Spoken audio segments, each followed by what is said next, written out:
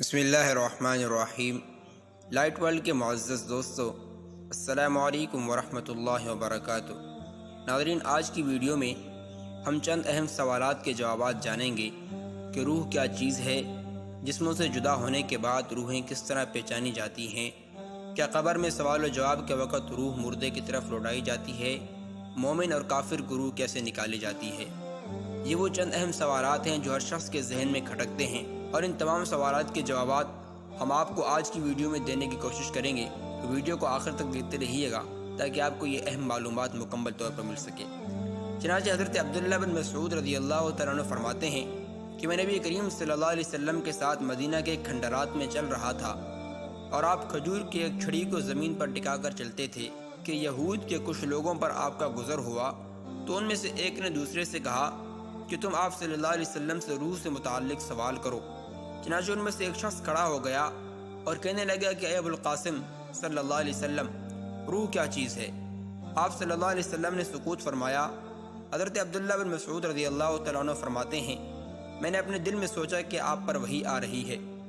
پھر جب وہ حالت آپ صلی اللہ علیہ وسلم سے دور ہوئی تو آپ صلی اللہ علیہ وسلم نے فرمایا، اے نبی، یہ لوگ آپ سے روح کے بارے میں سوال کرتے ہیں، کہہ دیں کہ روح میرے رب کے حکم سے پیدا ہوئی، اور اس کی حقیقت تم نہیں جان سکتے کیونکہ تمہیں کم علم دیا گیا ہے۔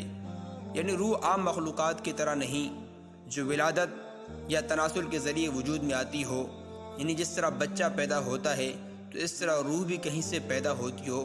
روح اس طرح کی کوئی چیز نہیں، بلکہ اللہ تبارک و تعالیٰ کے امر کن سے پیدا ہونے والی چیز ہے۔ اس کے بعد چلتے ہیں ہمارے دوسرے سوال کی طرف کہ جسموں سے جدا ہونے کے بعد روحیں کس طرح پہچانی جاتی ہیں۔ چنانچہ روح بذات ایک مستقل چیز ہے جو آتی جاتی ہے، چڑھتی اترتی ہے، اور جسم کے اندر آتی ہے اور جسم سے باہر جاتی ہے۔ چنانچہ قرآن کریم سے اس طرح کی روح کے متعلق بہت سی باتیں ثابت ہیں کہ روح کو قبض کیا اور اٹھایا جاتا ہے، اور روح اپنے مستقر کی طرف چڑھتی ہے، اور اس کے لیے آسمانوں کے دروازے کھول دیے جاتے یا بند کر دیے جاتے ہیں۔ چنانچہ احادیث کے مطابق روح قبض کیے جانے کے بعد روح اوپر چڑھتی ہے تو مرنے والے کی آنکھ اسے دیکھتی ہے، اور یہ بھی بتایا کہ ملک الموت روح قبض کرتے ہیں، پھر ان کے ہاتھ سے فرشتے لے لیتے ہیں، پھر اس سے مشک سے بھی زیادہ پیاری خوشبو نکلتی ہے، یا سڑی ہوئی لاش کی بدبو سے بھی زیادہ بدبو نکلتی ہے۔ یعنی اگر وہ روح کسی مومن اور نیک بندے کی ہوگی تو اس سے مشک سے بھی زیادہ پیاری خوشبو نکلتی ہے، اور اگر وہ کافر کی روح ہوتی ہے تو اس سے بدبو نکلتی ہے۔ اس کے بعد اس روح کو آسمان کی طرف چڑھایا جاتا ہے، پھر اس کے لیے آسمان کے دروازے کھول دیے جاتے ہیں، پھر ایک آسمان سے دوسرے آسمان تک چڑھتی ہوئی اس آسمان پر یہ روح پہنچتی ہے جہاں اللہ تبارک و تعالیٰ اپنی شان کے مطابق موجود ہوتے ہیں۔ پھر اللہ تبارک و تعالیٰ فرماتے ہیں کہ اس کا نام علیین میں یا سجین والوں کے رجسٹر میں لکھ لیا جائے۔ یاد رہے، علیین وہ مقام ہے جہاں نیک لوگوں کی روحوں کو رکھا جاتا ہے، اور سجین وہ مقام ہے جہاں پر کافر اور گناہ گار لوگوں کی روحوں کو رکھا جاتا ہے۔ پھر اس کے بعد اس روح کو زمین کی طرف لوٹایا جاتا ہے، اور کافر کی روح کو نیچے زمین کی طرف پٹخ دیا جاتا ہے۔ الغرض یہ کہ روحوں کی پہچان ان کے اعمال کے ذریعے ہوتی ہے۔ جس روح کے اعمال صالح ہوتے ہیں تو ان کو ان کے اچھے آثار کی وجہ سے پہچانا جاتا ہے، اور جس روح کے اعمال بد ہوتے ہیں تو اس کو اس کے آثار بد کی وجہ سے پہچانا جاتا ہے۔ اسی وجہ سے مومن کی روح جب آسمان کی طرف لے جائی جاتی ہے تو اس کے لیے آسمان کے دروازے کھولے جاتے ہیں، اور جب کافر کی روح آسمان کی طرف لے جائی جاتی ہے تو اس کے لیے آسمان کے دروازے نہیں کھولے جاتے، اور کافر کی روح کو ایک بدبودار ٹاٹ کے کپڑے میں لپیٹا جاتا ہے۔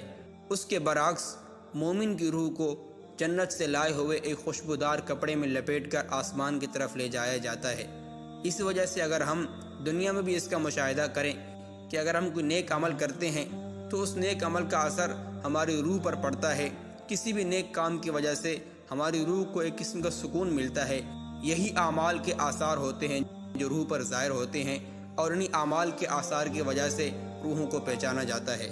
اس کے بعد ہمارا اگلا سوال کہ کیا قبر میں سوال و جواب کے وقت روح مردے کی طرف لوٹائی جاتی ہے، اور مومن اور کافر کی روح کیسے نکالی جاتی ہے؟ چنانچہ اس کے بارے میں حضرت برا بن عازب رضی اللہ تعالیٰ عنہ کا فرمان ہے کہ ہم بقیع الغرقد میں ایک جنازے کے ہمراہ تھے، رحمت عالم صلی اللہ علیہ وسلم بھی تشریف لا کر بیٹھ گئے، ہم بھی آپ صلی اللہ علیہ وسلم کے آس پاس خاموش بیٹھ گئے۔ میت کی لحد کھودی جا رہی تھی، آپ صلی اللہ علیہ وسلم نے 3 بار قبر کے عذاب سے اللہ کی پناہ مانگی۔ پھر فرمایا کہ جب انسان آخرت میں داخل ہونے والا ہوتا ہے اور دنیا میں اس کی آخری سانسیں ہوتی ہیں تو اس کے پاس خورشید جیسے چمکیلے چہروں والے فرشتے اتر کر آتے ہیں۔ پھر ملک الموت آ کر اس کے سرہانے بیٹھ کر فرماتے ہیں کہ اے پاکیزہ روح، اللہ کی بخشش اور رضا کی طرف نکل۔ چنانچہ وہ اس طرح آسانی سے نکلتی ہے جیسے مشک کے منہ سے قطرہ نکلتا ہے۔ ملک الموت اسے لے لیتے ہیں۔ ان کے لیتے ہی فرشتے 1 سیکنڈ کے لیے بھی ان کے ہاتھ میں نہیں رہنے دیتے اور ان سے لے کر جنتی کفن اور خوشبو میں اسے لپیٹ لیتے ہیں۔ اس روح سے مشک سے بھی زیادہ پیاری خوشبو پھوٹ پڑتی ہے۔ پھر فرشتے اس کو لے کر چڑھتے ہیں اور فرشتوں کی جس جماعت کے پاس سے گزرتے ہیں وہ پوچھتے ہیں کہ یہ پاکیزہ روح کس کی ہے؟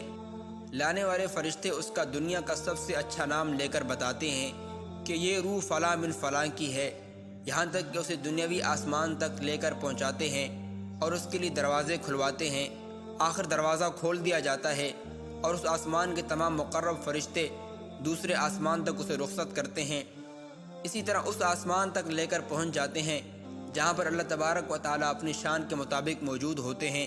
اللہ تبارک و تعالیٰ فرماتے ہیں میرے بندے کی کتاب علیین میں رکھ لو، یعنی میرے بندے کا اعمال نامہ علیین میں رکھ دو اور اسے زمین کی طرف ہی لوٹا دو، کیونکہ میں نے مٹی ہی سے اسے پیدا کیا ہے، اسی میں لوٹا دوں گا اور دوسری بار اسی سے پیدا کروں گا۔ پھر اس کی روح اس کے جسم میں لوٹا دی جاتی ہے۔ پھر اس کے پاس 2 فرشتے آ کر اسے بٹھاتے ہیں اور اس سے پوچھتے ہیں کہ تمہارا رب کون ہے؟ یہ جواب دیتا ہے کہ میرا رب اللہ ہے۔ پھر اس سے پوچھتے ہیں کہ تمہارا دین کیا ہے؟ یہ جواب دیتا ہے کہ میرا دین اسلام ہے۔ پھر اس سے پوچھتے ہیں کہ وہ جو تم میں مبعوث کیے گئے تھے کون ہیں؟ یہ جواب دیتے ہیں کہ وہ اللہ کے رسول ہیں۔ وہ پوچھتے ہیں کہ تمہیں کیسے معلوم ہوا کہ وہ اللہ کے رسول ہیں؟ یہ جواب دیتا ہے کہ میں نے اللہ کی کتاب پڑھی اور اس پر ایمان لایا اور اس کی تصدیق کی، مجھے اس سے آپ کی رسالت کا علم ہوا۔ پھر آسمان سے آواز آتی ہے کہ میرے بندے نے سچ کہا، اس کے نیچے جنتی فرش بچھا دو اور جنت کی کھڑکی کھول دو۔ پھر اس کی قبر میں جنت کی مہک اور خوشبو آنے لگتی ہے اور اس کی قبر تا حد نگاہ کشادہ کر دی جاتی ہے۔ اسی طرح کافر جب دنیا سے کٹنے والا اور آخرت میں داخل ہونے والا ہوتا ہے تو کالے چہروں والے فرشتے آسمان سے اتر کر اس کے پاس آتے ہیں اور ان کے ہاتھوں میں ٹاٹ ہوتی ہے۔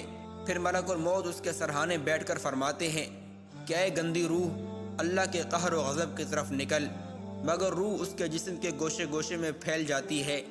پھر ملک الموت اسے کھینچتے ہیں اور اسے پکڑ لیتے ہیں، مگر فرشتے 1 سیکنڈ کے لیے بھی ان کے ہاتھ میں نہیں رہنے دیتے اور ان سے لے کر ٹاٹ میں لپیٹ دیتے ہیں۔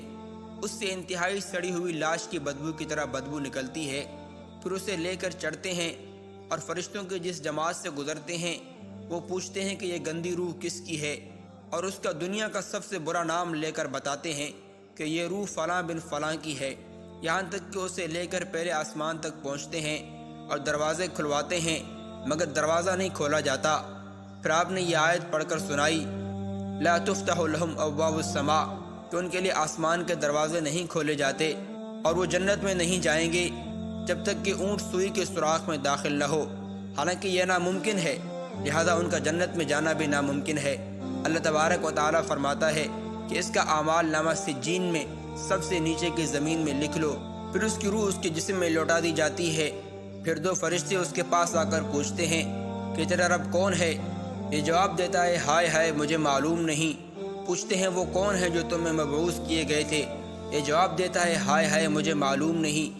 پھر آسمان سے آواز آتی ہے کہ میرا بندہ جھوٹا ہے، اس کے نیچے آگ کا فرش بچھا دو اور جہنم کی کھڑکی کھول دو۔ پھر اس کی قبر میں جہنم کی لپیٹیں اور سخت گرم بو آنے لگتی ہے اور اسے قبر اتنا دبوچتی ہے کہ ادھر کی پسلیاں ادھر میں اور ادھر کی پسلیاں ادھر میں آ جاتی ہیں۔ اس کے پاس بدصورت بدبودار اور برے کپڑوں میں ایک شخص آ کر کہتا ہے کہ ایک بری خبر سن، آج کا وہ دن ہے جس کا تجھ سے وعدہ کیا گیا تھا۔ یہ پوچھتا ہے تو کون ہے؟ تیرے چہرے ہی سے برائی ٹپک رہی ہے۔ یہ جواب دیتا ہے کہ میں تیرا گندا عمل ہوں۔ اور پھر وہ مردہ یہ دعا مانگتا ہے کہ اے رب قیامت قائم نہ کر۔ اللہ تبارک و تعالی ہمیں تقوی اور پرہیزگاری والی زندگی نصیب فرمائے اور ہمیں گناہوں والی زندگی سے بچائے اور ہمیں قبر کے عذاب سے محفوظ فرمائے۔ انشاءاللہ زندگی رہی تو اگلی ویڈیو ملاقات کریں گے۔ السلام علیکم ورحمۃ اللہ وبرکاتہ۔